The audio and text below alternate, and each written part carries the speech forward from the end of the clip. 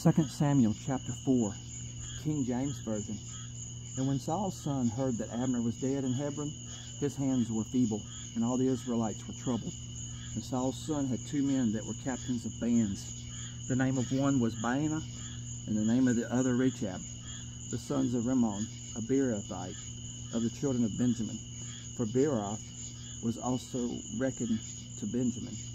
And the Beerothites fled to Gittim, and were sojourners there until this day.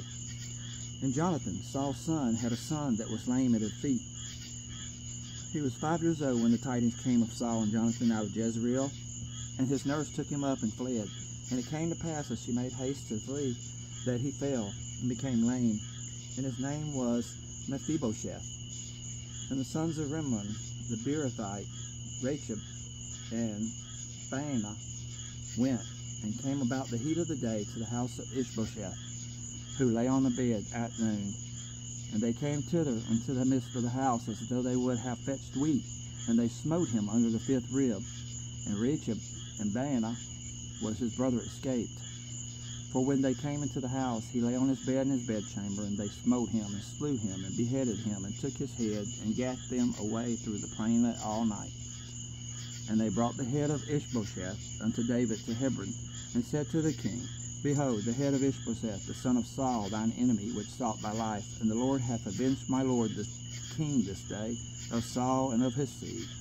And David answered Rechab and Baanah his brother, the sons of Rimmon the Beerothite, and said unto them, As thy Lord liveth, who hath redeemed my soul out of all adversity, when one told me, saying, Behold, Saul is dead, thinking to have brought good tidings, I took hold of him and slew him at Ziklag, who thought that I would have given him a reward for his tidings.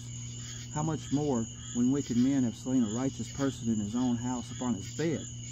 Shall I not therefore now require his blood of your hand, and take you away from the earth?